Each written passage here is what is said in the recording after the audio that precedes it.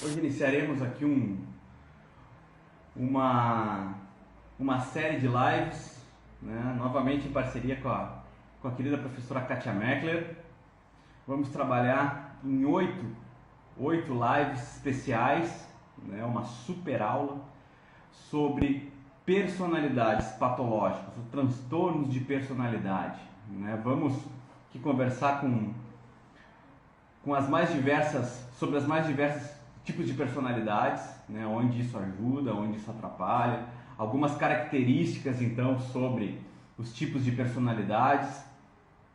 Logo após o término da live, eu vou fazer o possível para que eu consiga editar esse vídeo mais rapidamente, para que a gente possa subir para o YouTube também. Então quem perdeu uma pode ir lá no YouTube, depois assiste e a gente consegue rever essa live ou acompanhar desde o início essa série, né? Então pode indicar aí para os amigos, pode indicar aí para o pessoal que tem interesse em cima desse tema. A prof já está por aqui. Olá, prof, tudo bem? Oi, tudo bom? Como estás? Tudo tranquilo. Tudo bem? Tudo bem, prof, e vocês aí? Tudo certo, graças a Deus. Deixa eu só Deixa eu arrumar aumentar aqui. Pronto. Acho que agora melhorou. Vamos lá. Melhorou? Sim. Tudo bem.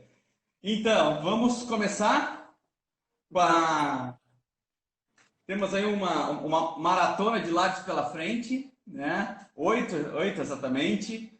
Hoje vamos começar falando um pouquinho sobre os transtornos de personalidade, como é que essa coisa funciona, como é que é esse mundo, né? E depois a gente vai transcorrendo a partir das próximas lives, explicando de duas em duas, até que a gente consiga aí desmistificar esse mundo e principalmente alertar as pessoas sobre o conhecimento, né, desse assunto que é tão relevante em todos os âmbitos, né? A gente pode dizer que conhecer, ter acesso a esse assunto de uma maneira mais didática, vamos dizer assim, né? Não muito técnica, a gente nem consegue entrar nesse momento com algo muito técnico, mas tentar traduzir esse tema de uma forma mais didática para as pessoas, eu tenho no meu conhecimento que pode ajudar bastante, desde se você é um gestor de uma empresa, conduzir melhor seus colaboradores, até você é pai, você é marido, né? E você mesmo, se conhecendo, conseguir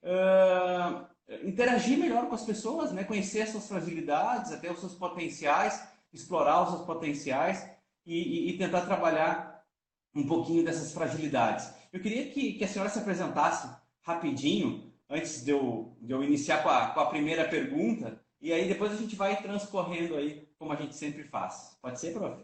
Claro. Então, professor, mais uma vez aqui, uma honra, um prazer participar aqui da live com você. Eu acho que o assunto ele é muito relevante. Eu sou psiquiatra, né? Eu já estou formada há umas 3 décadas. Também sou psicoterapeuta, sou psiquiatra forense, eu também coordeno um serviço de psiquiatria forense criminal aqui no estado do Rio de Janeiro, quer dizer, todas as perícias psiquiátrico-forenses criminais passam por esse serviço, que é no Instituto de Perícias Heitor Carrilho.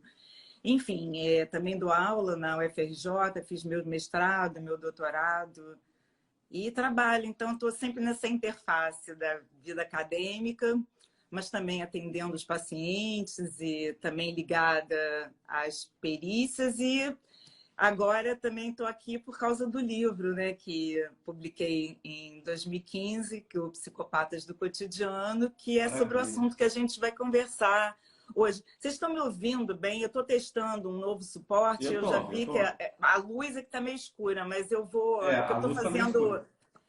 Mas aí agora se eu levantar vai piorar, mas aí ao longo Não. das lives nós vamos aprimorando. E o bom, bacana aqui que eu estava vendo as pessoas e já tem um monte de amigos que estão aparecendo, isso é um barato, assim, tá? Poder estar assim acontecendo, né, ao vivo com um monte de gente que a gente gosta. Exatamente. Então esse é o grande barato realmente. E depois a gente vai deixar lá no YouTube, né, prof?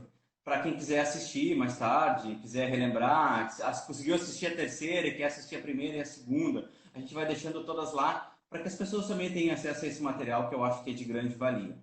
Bom, eu quero começar com a primeira pergunta, que é assim, de forma bem resumidinha, quais são os 10 transtornos de personalidade? Vamos dizer assim, pelo meu entendimento, são 10, mas eu também não sei se são 10, né? Quais seriam essas personalidades que a gente iria conversar daqui para frente?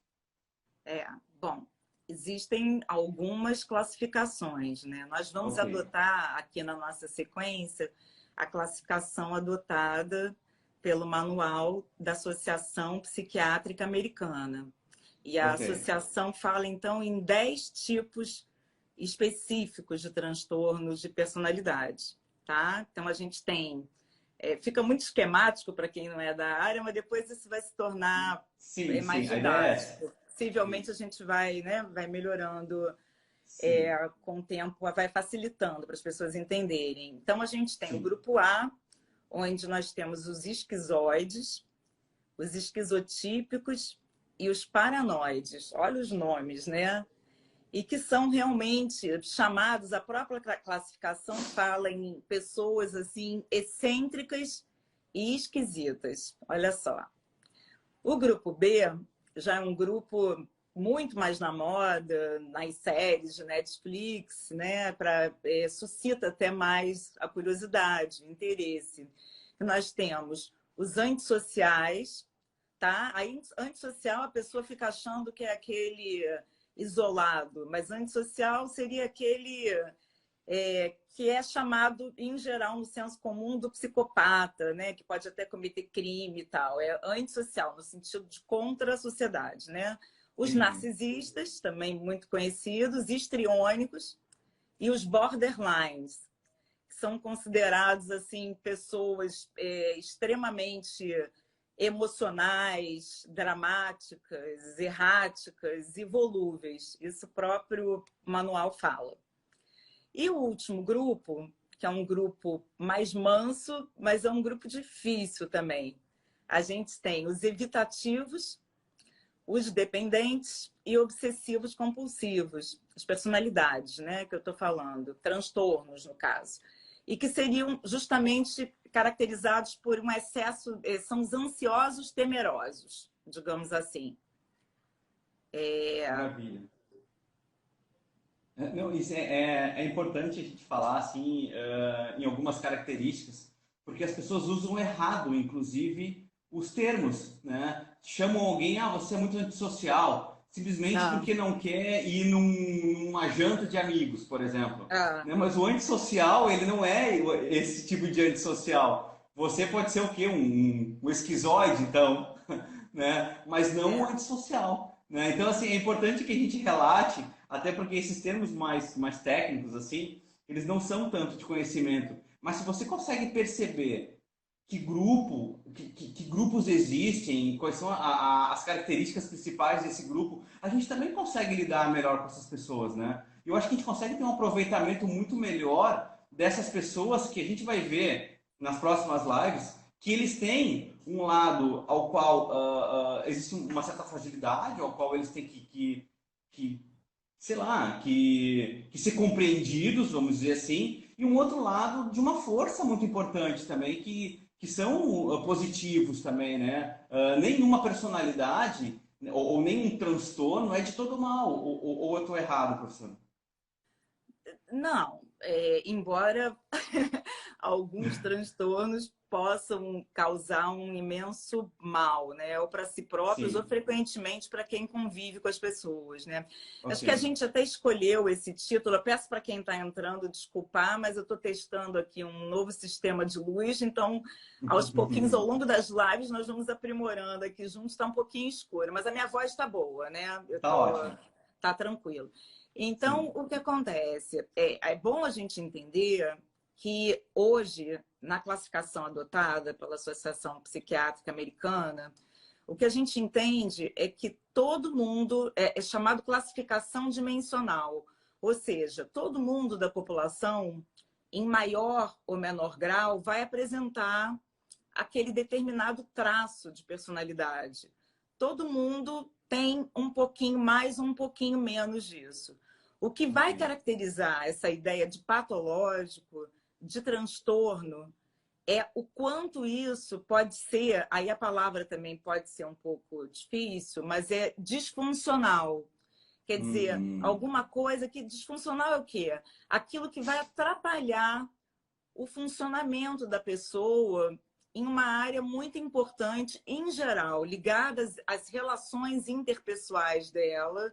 Então, por exemplo, a área da relação familiar, com os amigos íntimos, uma relação mais íntima, no trabalho. Então, em geral, por conta do traço ser muito rígido, muito repetitivo, muito acentuado, ele pode prejudicar muito o relacionamento dessas pessoas nesses âmbitos, pode ser em um ou mais âmbitos. Então, às vezes, a pessoa ela fica muito prejudicial. Mas é claro que quando você tem um entendimento disso, a tendência é que você seja menos prejudicado e que, ao contrário, você possa ajudar essa pessoa que, em geral, não tem consciência que ela apresenta isso, porque essas pessoas não têm, a melhorar, né, alguma coisa. Claro. E me diga uma coisa, então. O que seria o conceito de personalidade? O que seria uma personalidade? Bom, existem inúmeros autores ao longo de décadas tentando definir personalidade, mas vamos pensar que a personalidade é como uma organização dinâmica, ela é bem complexa, é dinâmica, é única, não tem cópia, nem gêmeos monozigóticos, ela é singular, absolutamente única, e é uma organização biopsicossocial. E autores mais modernos falam que a personalidade é o resultado, é uma combinação entre o temperamento e o caráter. O temperamento seria alguma coisa que a gente já herda geneticamente, é regulado também biologicamente. Seria as nossas tendências, uma certa disposição para reações emocionais. Tanto é que você não diz só um bebezinho, tem olho azul, esse é mais calminho, é mais... Não é só isso, existem tendências também no temperamento. Tanto é que você diz, uma pessoa tem um gênio muito forte, isso já é alguma coisa que a gente carrega com a gente, que vem de fábrica. Já o caráter é essa relação do que a gente carrega, né, que vem de fábrica, que é o temperamento, na relação com o que a gente vivencia no ambiente, desde a hora que a gente nasce. A gente tem uma interação com esse ambiente, vai passar por tudo, né? A mãe, a família, vai passar por escola, por todas as coisas.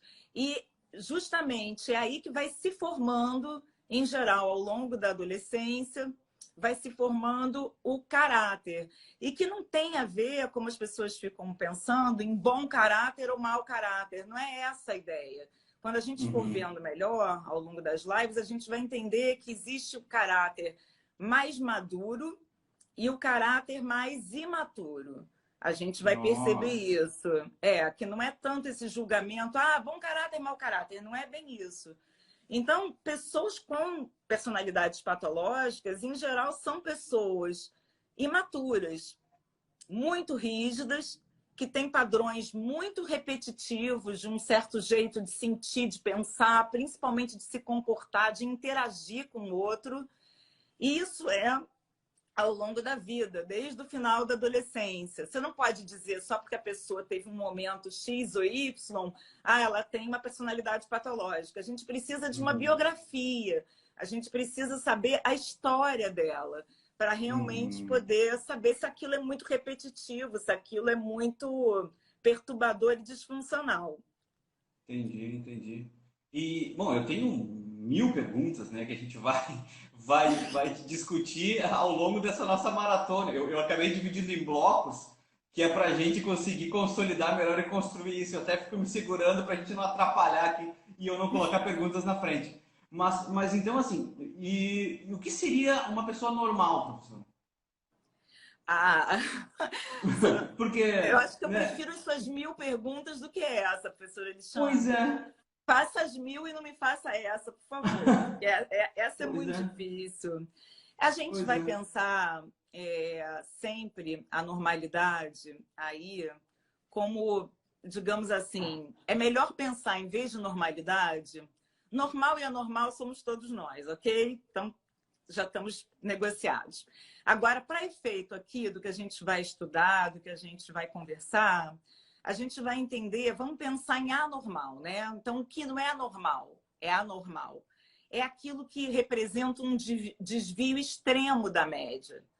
Essa pessoa tem Ok. um desvio extremo de uma média estatística. Assim, a grande maioria das pessoas vai ter uma tendência a se comportar em determinadas situações de determinada forma. Exemplo, se explodir alguma coisa aqui fora aqui da minha casa.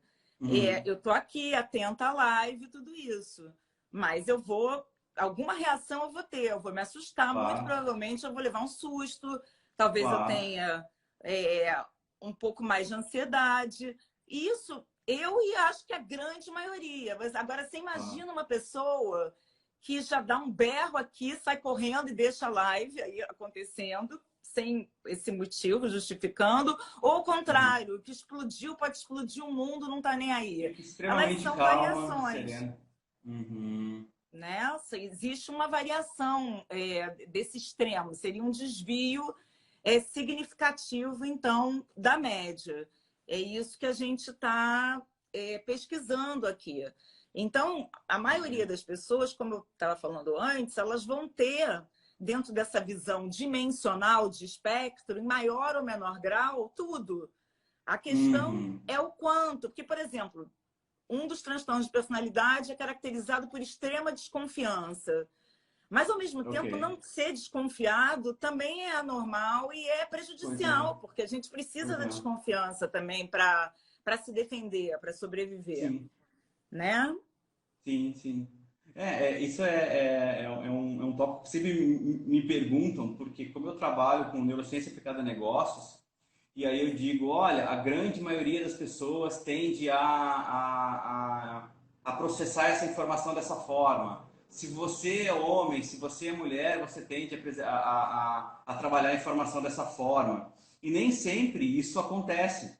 E às vezes o que as pessoas me dizem é que não, eu não processo dessa forma, eu agiria diferente. Ou uma mulher ou um homem diz, não, eu sou homem, mas eu gosto de fazer isso, por exemplo, eu gosto de ir em shopping, né, e tal. E eu digo, não, sim, ok, mas assim, a gente sempre fala, na maioria das pessoas, o que existe uma tendência a fazer pela sua própria construção, pela própria evolução do ser, né? Por exemplo, o homem tem elementos que o criaram, que o modelaram diante da natureza, que são diferentes da mulher. Consequentemente, esses estímulos, o próprio processamento que chega ao cérebro do homem e a própria anatomia desse homem, ela vai ser alterada em determinados pontos, diferentemente da mulher, né? Claro que, vamos dizer assim, a gente pode dizer que a mulher ela tem uma tendência a ser muito mais intuitiva que o homem.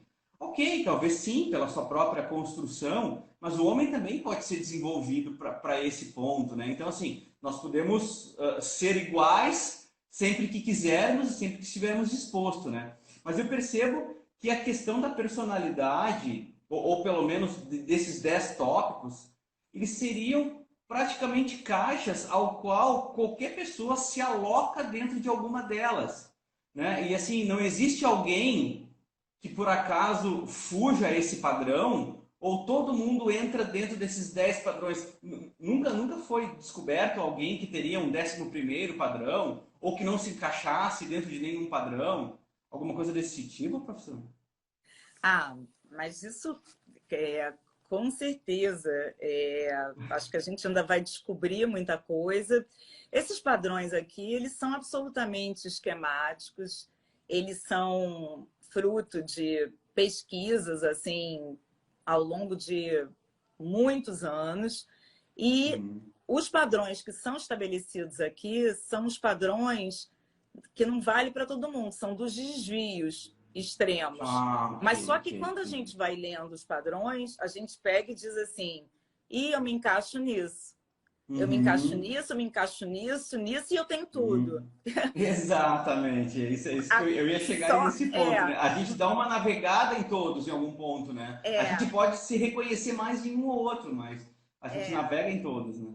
Só que as pessoas que têm realmente as personalidades patológicas, elas não navegam em nenhum. Elas dizem assim, esse aqui tem isso, aquele ali tem aquilo, e eu convivo com um que é assim, porque ela só reconhece no outro. Então, sim, okay. Alguma coisa que faz parte de um funcionamento mais saudável, mais flexível, é justamente a gente poder se auto-observar e se reconhecer nas questões, nos problemas, nos defeitos, na sombra, nas diferenças. E é justamente quando a gente acha que tudo está no outro e nada está na gente, que a gente começa a ficar mais anormal.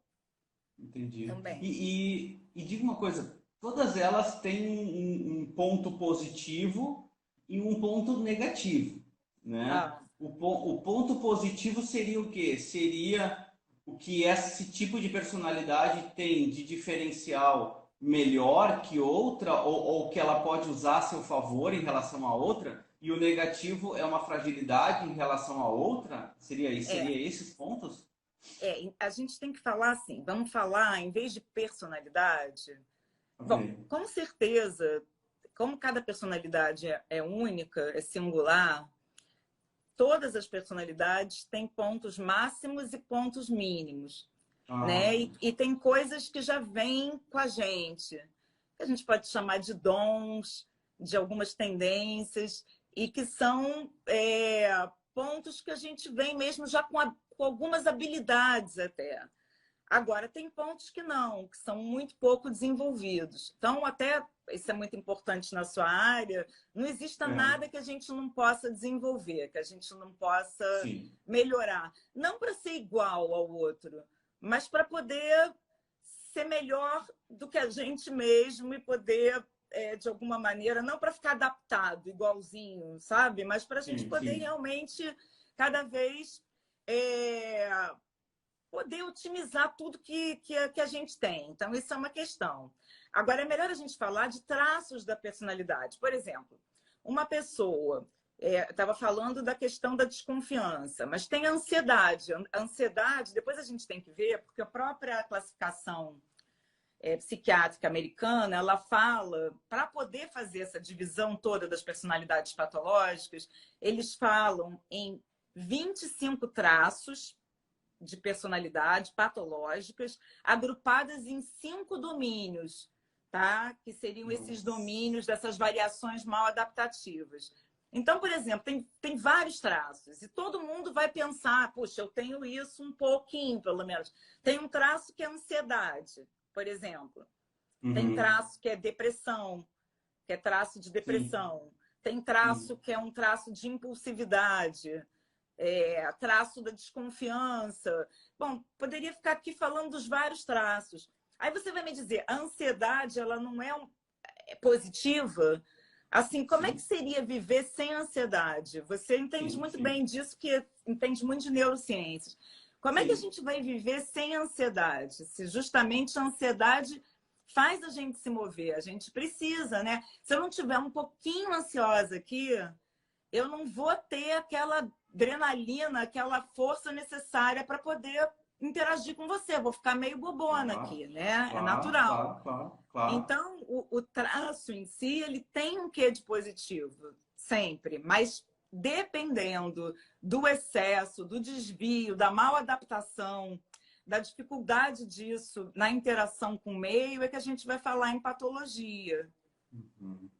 Sim, a patologia, ela seria esse distúrbio, então. Então, ele seria algo que encaixa dentro de algum desses padrões, mas de modo exagerado, de modo que você não consegue conter, de modo que você inflige o espaço do outro, de forma que te atrapalha socialmente ou profissionalmente. Seria, então, esse o transtorno, vamos dizer assim, é isso? É exatamente isso. É que essa palavra transtorno, ela é um horror, Ah, né? Aliás, pois a é. classificação, assim, transtorno de personalidade já é um negócio, assim, horrível, né? Então, a Pois gente até é. procurou dar um nome melhor, personalidade patológica, Uhum. mas realmente, é exatamente isso. Se a pessoa, encaixado de alguma maneira, todo mundo vai estar por ali. Mas quando isso Entendi. é extremamente acentuado, pode ser, então, prejudicial também, muito prejudicial. Poxa, e como será tratar isso, ou como será trabalhar esse tipo de condição em momentos até como esse agora que a gente está vivendo, né? Numa pandemia, numa reclusão. Imagina assim, quanto que esse tipo de, de vamos lá, de questão patológica relacionada ao transtorno aflora em momentos como esse, porque a grande maioria das pessoas busca, de certa forma, conter esses elementos, porque, de certa forma, eles são emocionais, eles devem ter algum gatilho emocional. Eles não surgem por qualquer aspecto, né? Então, você vai comprar pão, você fica alterado. Eu acho que ele tem um gatilho emocional sempre envolvido. E o gatilho emocional, a gente sabe que ele tem relação com várias partes do cérebro, que inclusive inflamam a amígdala cerebral, que consequência disso você tem raiva, ou você, né, quando você fica tomado por um tipo emocional, você perde a consciência do seu neocórtex, ali, da parte pré-frontal, da parte do seu planejamento, né, da parte da sua racionalização desse meio. E isso acaba exatamente causando problemas, né? Aquela pessoa que bebe um pouco mais e liga para ex-namorado, liga para ex-mulher e fala um monte de bobagem, depois se arrepende, é porque ele está envolvido aí num mundo extremamente emocional, né? Então, como é que funciona mais ou menos essa relação do tratamento desse tipo de abordagem para depois que é identificado um transtorno e como funciona isso em relação a elementos emocionais, professora? É identificado qual é a relação emocional que mais aflora um tipo de comportamento? Ou é trabalhado nesses obstáculos? Ou é trabalhado nas próprias fragilidades? Ou é mesmo uma terapia de consciência? Ou tem medicamento? Só para a gente ver como é que é trabalhado essas questões assim. Como sempre, suas perguntas inteligentes, né, e provocadoras. Não, o que acontece é o seguinte: as pessoas que têm mesmo essas personalidades patológicas, elas não têm consciência, em geral, desses traços de personalidade. Então, a dificuldade maior com o tratamento é que, como a pessoa não tem consciência, ela Uhum. também não acha que precisa de ajuda, ela não pede ajuda. E são pessoas que, normalmente, quem vem pedir ajuda para gente, pelo menos na minha área, é quem convive com essas pessoas. Porque são pessoas que têm uma tendência a serem invasivas, abusadoras, é... enfim, são pessoas que sequestram emoções, são que se chama assim de sugadoras, né? Tem nomes leigos assim, vampiro energético e por Sim. aí vai. Então, em geral, são as pessoas próximas que buscam ajuda, não é a própria pessoa, porque ela, pelo contrário, ela acha que ela não tem problema e que o problema é o outro. Que se não fosse o outro, que se não fosse a pandemia, que se não fosse isso e se não fosse aquilo, tudo estaria bem. Ela nunca ver sob a perspectiva mais interiorizada e com uma autoobservação com consciência. Então, essa é uma grande dificuldade do tratamento. Quando a gente consegue finalmente ter uma pessoa dessas que entra em tratamento com esse tipo de problema, o maior desafio é tentar oferecer consciência. Porque, assim, um grande primeiro passo é quando a pessoa já consegue ver que aquele comportamento, que aquele traço tem sido algo muito prejudicial. E aí a pessoa, de repente, ela acorda, ela desperta e ela consegue ver que ela tem alguma coisa. A partir daí, ferramentas variadas podem ocorrer para ajudar uma pessoa assim, mas ela tem que ter essa consciência. Sabe que uma das coisas bem interessantes que a gente observa quando a gente começa a navegar por esses mundos da psicologia, da neurociência, é que a natureza ela é soberana, né? A gente percebe que nós fomos modelados conforme a natureza, ou seja, nós estamos aqui hoje na maneira como nós somos, no corpo que nós temos, na visão que nós temos, na audição, enfim, todos os sensores que nós temos, porque nós fomos durante aí 7 bilhões de anos, 7 milhões de anos nos adaptando a esse planeta e a gente terminou como esse resultado que a gente é hoje, né? Então, assim, a gente não consegue lutar contra o que a gente foi desenvolvido, né? Isso é fato. Eu sempre digo isso às pessoas, que não que você não possa mudar, mas que você não pode mudar tudo ao mesmo tempo, né? Então, porque é muito difícil ter exatamente essa consciência, porque a consciência, de certa forma, ela é antiscerebral, porque quando você tem a consciência de que você tem que mudar, o seu cérebro entra em sofrimento, porque aquele hábito, aquela rotina, aquele comportamento, ele é um comportamento que, de alguma forma, o seu cérebro vence e libera ali neurotransmissores de prazer, neurotransmissores de tranquilidade, de que aquele comportamento foi funcional por muitas vezes e a partir de agora você quer alterar, né? Isso, eu digo, muitas vezes um comportamento ele é muito positivo para o seu cérebro, mas não é positivo para o seu corpo, né? Então eu quero fazer dieta, por exemplo. Dieta é totalmente anticerebral, meu cérebro não entende dieta. Ele tem 200 mil anos atrás, há 200 mil anos atrás não existia dieta para ele, então ele não foi construído para isso. Mas para o meu corpo sim. Então, como fazer dieta? Você tem que tomar a consciência no momento exato ao qual o seu gatilho emocional naquele momento faz com que você se aproxime de comidas calóricas, faz com que você se aproxime de algo que você não é acostumado a comer e altere o seu comportamento.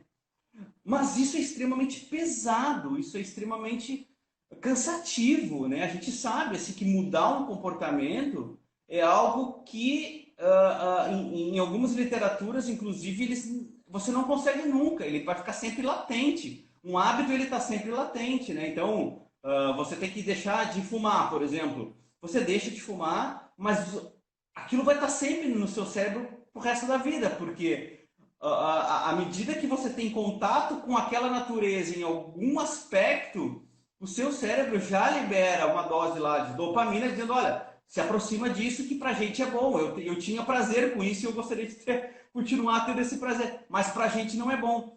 Então, eu fico imaginando, fazendo uma análise das personalidades, que a gente vai conversar mais tarde, mais a respeito de cada uma, sobre como deve ser difícil essa alteração. E eu mesmo dou aula disso, e eu, por exemplo, eu tenho um índice de ansiedade muito forte, eu sofro muito de ansiedade.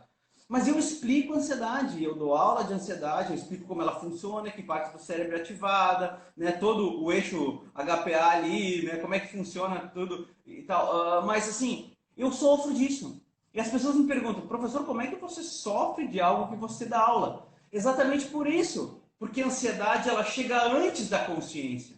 Quando você se torna consciente, a ansiedade já está lá. Aí você tem que manejar isso, você tem que desconstruir algo que já está lá com você, já faz parte do seu comportamento, né?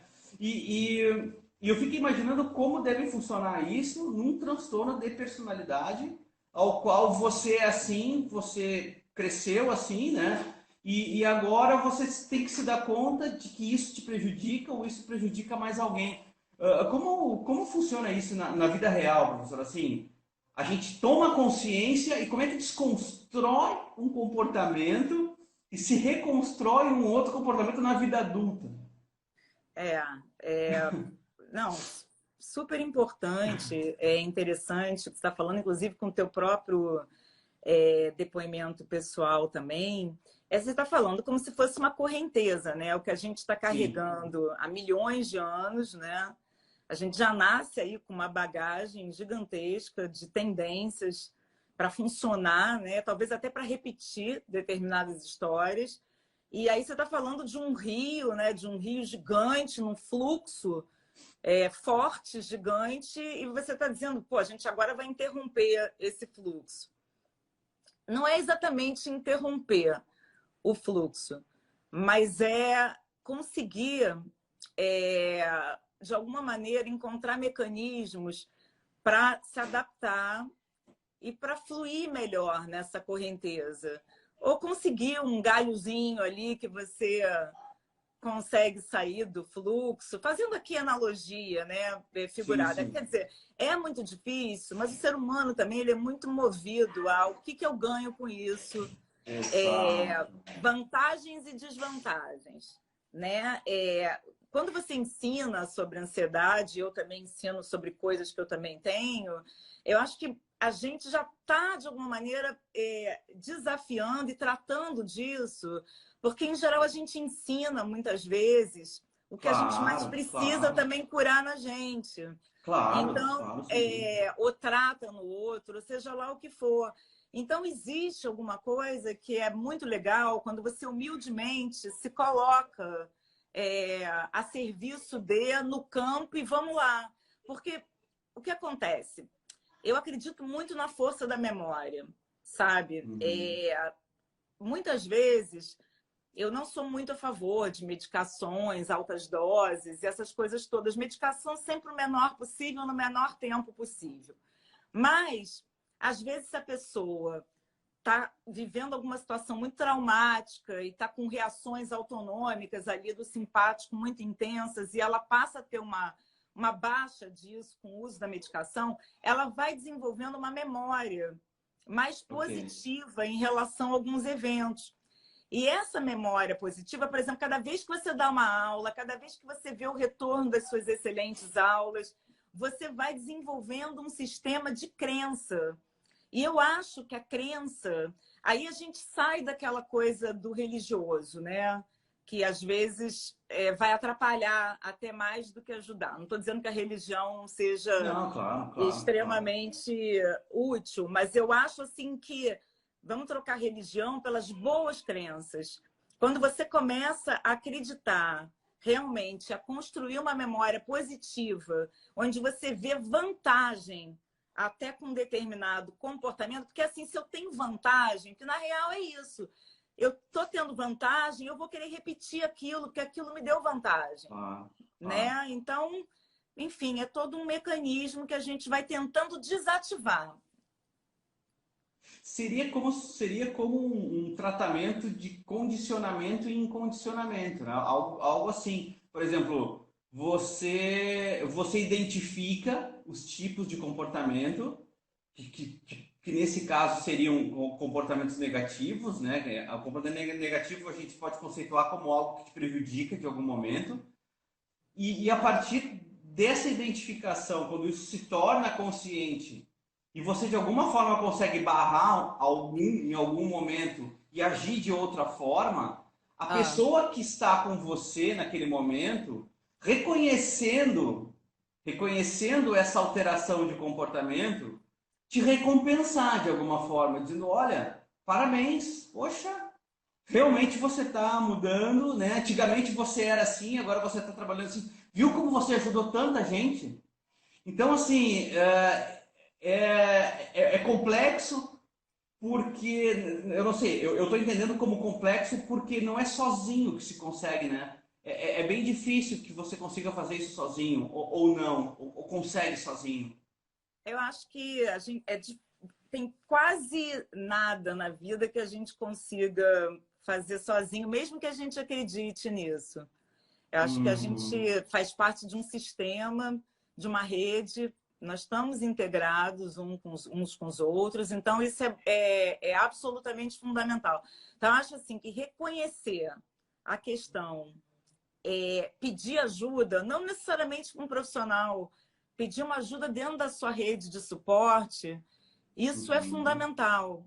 E existem Uhum. hoje várias técnicas que podem minimizar essas nocividades que a gente traz em termos de memórias, em termos de tendências a determinados comportamentos.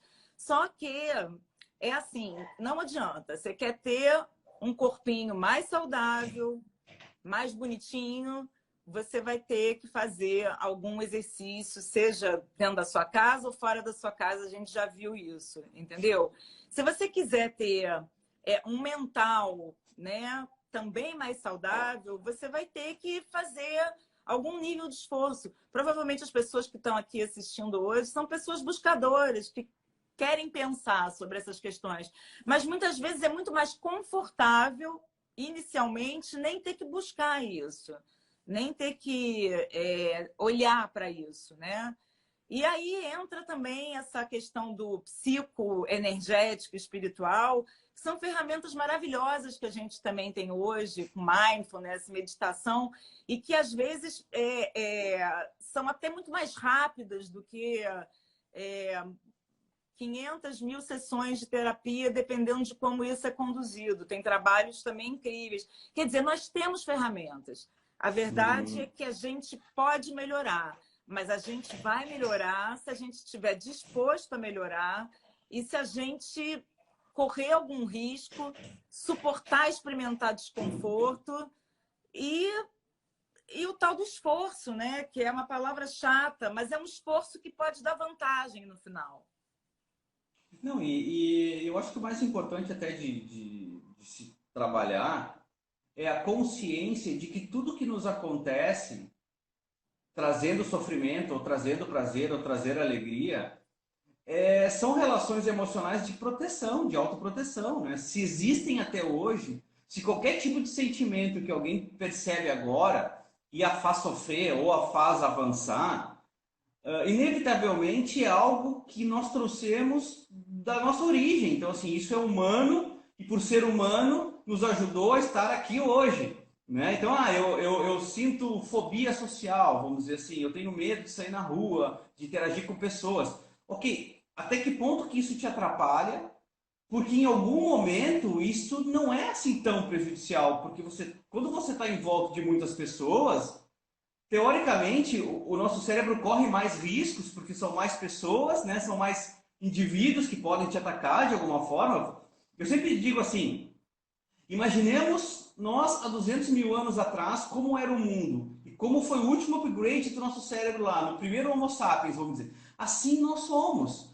Então, se a gente consegue entender que talvez o nosso cérebro esteja entrando em sofrimento por algo que acontecia há 200 mil anos atrás, esse sofrimento ele tem que ser compreendido, contextualizado, né, e trazido isso para o nosso âmbito racional, ou seja, que planos nós temos para hoje, né, para o mundo moderno, que nos fazem esse sofrimento. Sabe que eu faço esse exercício comigo. Eu falei há pouco que eu tenho esse problema de ansiedade e eu já fui para o hospital em estado vegetativo de ansiedade. Eu dormi, apaguei e quando eu acordei eu já estava no hospital, de tanta ansiedade que eu tinha. Eu entrei em taquicardia, que me levaram para o hospital e eu nem sabia o que estava acontecendo.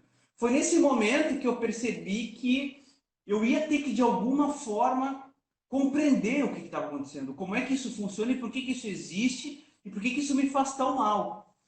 E eu estudando o que eu estudo e já imergindo mais para esse campo também, para conseguir explicar para as pessoas, né, algo que para mim me acontece. Então, como é que eu vou dizer para você? Você não precisa ficar ansiosa, mas se eu sofro disso. Então, assim, eu não posso dizer para as pessoas não fazerem algo que eu não consigo dominar. Eu percebi que a maioria das vezes que eu me tornava extremamente ansioso, as coisas que me faziam ansioso não aconteciam.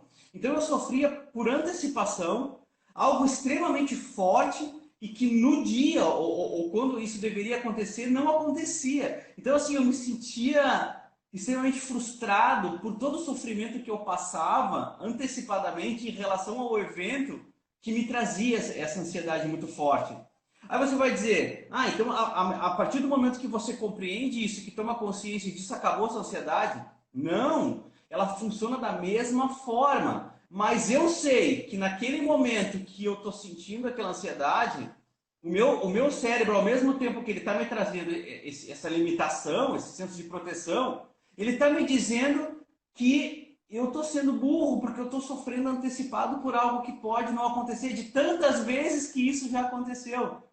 Então imagina, eu tenho que encontrar subterfúgios para escapar desse problema que é inevitável no meu caso. É algo que é meu, é algo que outras pessoas que convivem comigo percebem esse problema e dizem, olha, eu não sei por que você está assim, tão, né, sofrendo tanto. se isso aqui é um problema simples de resolver? Então, assim, a gente consegue, parece que, sair do corpo e enxergar o contexto, né? Mas é muito difícil de fazer. Então eu fico imaginando assim, se eu tivesse muito mais outros problemas graves que me atrapalham, como eu poderia tratar tudo isso junto, sabe, professora? Então, assim, É, esse é um assunto que realmente me encanta por isso, né?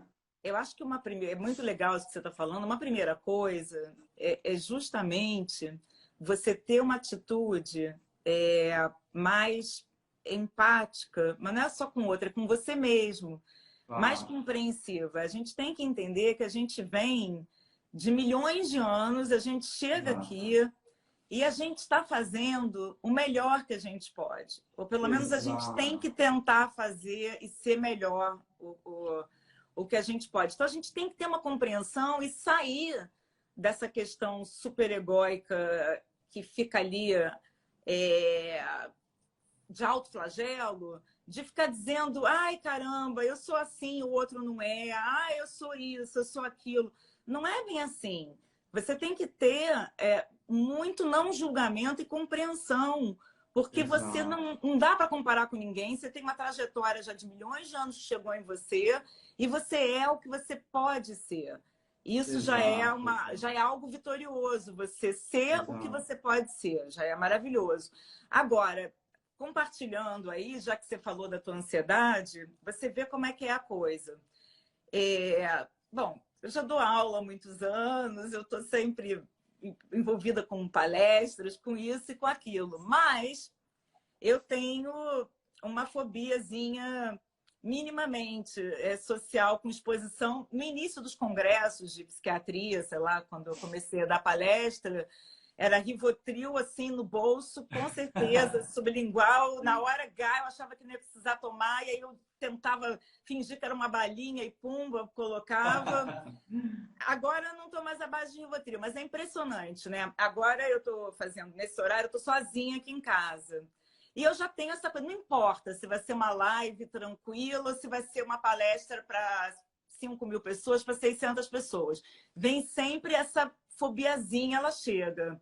E aí, hoje eu estava feliz da vida, porque eu comprei um tripé com iluminação. Vocês têm que ver aqui, sabe? O meu iPhone está num negócio aqui por trás, que vinha uma iluminação e ia ficar ótimo. Ou seja, o negócio parou de funcionar. E eu que já tenho toda essa ansiedade relacionada a essa exposição e tudo, estou aqui meio no escuro. Aí eu disse, cara, não estou acreditando. Bolei tudo para ficar com a maior imagem boa e está meio no escuro. Mas sabe de uma coisa? Ok, sabe? O que eu Claro, estou claro, fazendo? Eu estou me apoiando em você, eu estou olhando para você, que claro, está ótimo. claro, Eu sei claro, que a minha voz está boa, não adiantava nada também eu estar linda, maravilhosa aqui com iluminação e ninguém está me escutando. Então, claro, ainda é perfeito. melhor para esse tipo de Perfeito. dinâmica que a minha voz ela esteja clara. Então, o que eu estou querendo dizer é que a gente tem as nossas coisas, mas não existe nada melhor do que enfrentar. Do que enfrentar, humildemente dizer, eu também tenho isso, eu também tenho aquilo, que isso é humildade. Porque Claro, quando claro, você não claro, enfrenta, você diz, eu tinha que ser isso, eu tinha que ser aquilo, e não pode ser nada diferente disso. Por que não claro, claro, pode? Claro que claro, pode. claro. Não, e isso é incrível, porque assim, é incrível porque eu comentei um assunto querendo chegar em um outro ponto e você conseguiu reforçar isso de uma maneira maravilhosa, também trazendo esse probleminha que você enfrenta, né? Então, assim, o que acontece? Esse meu problema da ansiedade, ele também traz um ponto positivo. Eu nunca deixo para a última hora algo que eu tenho que fazer. Então, assim, isso para mim resolve aquele problema da procrastinação. Eu não sei o que é isso. Se alguém me dá algo para fazer, para entregar daqui a um mês, eu já faço agora, eu já deixo tudo pronto agora, porque pode acontecer algum problema, pode acontecer não sei o que, pode meu computador trancar, pode perder o programa. Então eu tento deixar tudo muito pronto. Então, assim, eu não consigo entender as pessoas que perdem prazo. Eu disse, mas como é que você perdeu um prazo de alguma coisa? Você não sabia que tinha que entregar algo? Porque a minha ansiedade, ela não me permite que eu perca prazo. Olha só que coisa louca. Então também, é o que eu digo, é algo que você tem que aprender a identificar o quanto que isso te prejudica ou que te ajuda. Então, assim, e a humildade, eu acho que a humildade é algo assim imprescindível para esse ponto, porque quando você começa a trabalhar essa relação de humildade, você começa a abrir a mente para que os outros tenham para te falar. As pessoas sempre dizem, professor, eu queria gravar vídeos como o senhor. Pô, como é que o senhor tem o canal? Como é que o senhor faz? Como é que o senhor fala? Tudo eu aprendi a fazer, tudo eu aprendi a falar. Então, assim, quer aprender a falar? Começa a gravar você falando e depois olha esse vídeo que você fez e tenha a humildade de identificar ali problemas que você não quer repetir e vai corrigindo aos poucos. Aceite as questões que as outras pessoas tenham para te dizer. E eu acho que nessa questão da personalidade, as pessoas que dizem que eu tenho uma personalidade forte, elas estão te dizendo, eu sou assim, você tem que me aceitar. No fundo, elas dizem isso, mas para se protegerem, né? Eu acho que elas não querem demonstrar fragilidade no sentido de que, eu mudaria, claro que eu estaria disposto a mudar. Não, eu tenho a personalidade forte, né? Então, assim, é muito engraçado porque as pessoas dizem assim, professor, como eu mudo pessoas que têm a personalidade forte? Você não muda ninguém, você mal consegue se mudar. Então, quando você toma consciência, você se muda, você já é um vitorioso. Eu acho que se você quiser mudar o comportamento de alguém, você tem que mudar a percepção daquela pessoa em relação àquele contexto. Você tem que alterar o contexto para que ela perceba o contexto de forma diferente. Né? Eu acho que esse é o primeiro passo. Porque imagina, eu também vou estar identificando toda hora o que você tem de ruim, o que você tem de ruim também é complicado. Mas se a gente altera o contexto, né? Então, assim, por exemplo, eu tenho uma namorada, a gente terminou um namoro e depois a gente vai voltar dizendo assim, meu amor, agora eu vou voltar, eu vou mudar, vamos voltar que eu vou mudar. Isso dura um mês. E depois a gente volta ao que era antes, porque se o contexto não muda, a gente volta a ser quem nós somos, porque nossa personalidade nos protege, de certa forma. Né? Então eu acho que se a gente sai vivo ou se a gente vence de alguma forma, a nossa tendência de memória é manter as mesmas conexões, inclusive reforçar aquelas conexões. Então, assim, se você que nos assiste agora, quer que alguém mude, né, primeiro você tem que mudar. E segundo, tentar alterar aquele contexto. É um contexto não saudável. As pessoas na minha empresa não têm performance. Porque você paga mal, porque você não tem iluminação, porque o computador que você dá é muito ruim, o salário que você paga é muito baixo. Então, você trata mal as pessoas, você não conversa, você não dá retorno. Como é que dentro desse contexto você quer pessoas com alta performance? Né? Então, assim, o contexto é como você disse lá no início, o contexto conversa com a personalidade, né? Então, de certa forma, as personalidades se adaptam a esse contexto. Estou certo ou estou errado, professor? Não, você está certíssimo. O que eu acho que a gente pode ir aos pouquinhos fazendo, e ao longo das nossas lives também, é traduzindo tudo isso melhor. Eu achei bem bacana você falar da tua experiência interna, também estou falando da minha. Tem pessoas nos assistindo, eu vi aqui, o pessoal, na hora que eu fui falando, disse: não, professora, está ótimo, está ótimo. É muito bacana isso também, o reforço das pessoas, mas a questão é a seguinte, eu acho que a gente pode traduzir melhor eu acho que hoje a gente conseguiu mapear várias questões importantes e já estamos aqui sugerindo também várias ferramentas importantes, né? Então, talvez isso seja uma ótima missão também para a gente ao longo das lives. E as pessoas, eu não sei, você que é o meu professor coordenador aqui, mas talvez as pessoas poderem encaminhar para você, porque eu estou vendo aqui várias questões super interessantes. A minha prima Valéria acabou de dizer... podemos Exato. fazer perguntas. Então, Exato. eu estou vendo, eu estou lendo aqui um pouquinho também, e eu estou vendo que está suscitando N questões, comentários e perguntas, porque o assunto é fascinante. E é super Exato. importante para a vida de cada um de nós. Não é da vida de quem a gente trata, nem do outro. É para a nossa própria vida.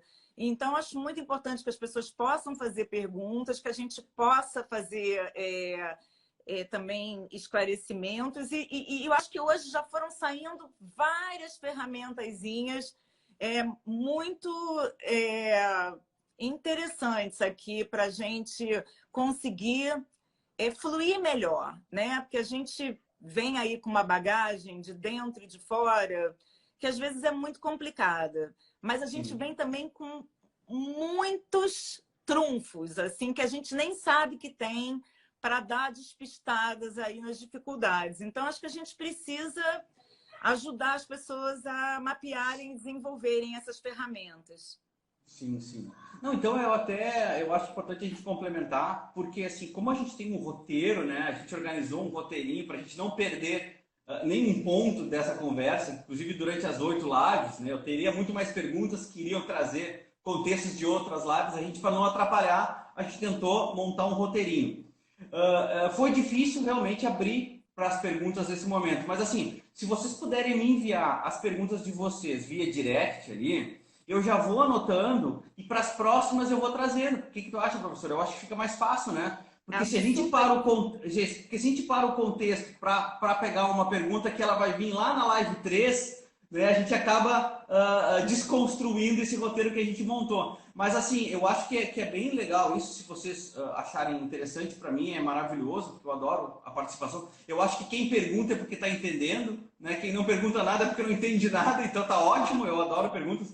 Então assim, mandem lá para o meu direct mesmo, eu organizo as perguntas e durante essas 8 lives a gente vai trazendo elas dentro de certo contexto. E caso você não possa assistir a live 3, por exemplo, ela vai estar lá depois no YouTube e com certeza a gente vai trazer essa pergunta, a gente vai responder essa pergunta durante essa nossa maratona. Eu acho que assim fica bom, né? Acho excelente, eu acho que é excelente, porque eu estou vendo aqui, eu fico muito curiosa com que as pessoas. Eu estou concentrada em você, mas eu estou vendo aqui as pessoas comentando. Sim, não, E isso isso é demais, nossa. é maravilhoso. Não, e também para o pessoal convidar outras pessoas, né? Mais para a próxima agora, semana que vem a gente já vai fazer a segunda sessão. Quanto mais gente a gente puder ajudar, quanto mais gente a gente puder trazer para esse contexto, melhor ainda. Prof, eu gostaria de fechar nossa live só com uma última perguntinha aqui que eu tinha anotado. Por que as personalidades se dividem em grupo A, B e C? Isso é completamente normativo. A única coisa que eles tentaram fazer foi, no grupo A, colocar as pessoas. Desculpa que eu esqueci de botar o fone, agora começou uma obra, está um barulhinho, mas está dando para ouvir, né? Não, dá, tá perfeito. O grupo A são pessoas com uma tendência ao psicoticismo. Não é exatamente a psicose do esquizofrênico, mas é sair fora da caixinha, assim, ficarem meio entre a fronteira, entre a realidade e a fantasia. No grupo B, a gente tem as pessoas que são aqueles extremamente egocêntricos, que não, sem empatia nenhuma, incapazes que desenvolvem relações utilitárias com o outro, que podem cometer transgressões, podem ser extremamente impulsivos, enfim, pessoas muito hostis, muitas vezes também, eles botaram no grupo B. E no grupo C colocaram as pessoas também que são na moita total e aprisionadas, ou por um sistema de perfeccionismo rígido, ou por muita vergonha e insegurança e querem ficar escondidas o tempo todo, ou por uma ansiedade extrema, que bem diferente da sua, essas pessoas jamais estariam se expondo. As pessoas com esse problema, às vezes, não vão nem conseguir fazer uma pergunta aqui de tamanha dificuldade de poder se expor. Então, é meramente normativo por uma questão de traços principais em cada um dos grupos. Maravilha, maravilha. Prof, o nosso tempo tá acabando, então passa muito rápido, né? Nossas conversas passam muito rápidas. Muito. Mas muito. que bom, olha, fiquei muito, muito, muito feliz por essa oportunidade novamente que você me deu de a gente estar aqui conversando. E agora a gente tem aí essa nossa maratona, essa nossa trajetória para ajudar muita gente. E muito, muito obrigado novamente. E a gente se fala então na semana que vem. Eu que agradeço muito, é sempre ótimo conversar com você aqui. E agora todo mundo participa também, porque vai ser mais legal ainda, tá? Mandem perguntas para mim lá no direct que eu vou trazendo ao longo da nossa jornada, tá bom? Beijo para todos, beijo, Beijo. professora, muito Tchau, tchau. obrigado e até Tchau, semana que tchau. vem. Tchau, tchau.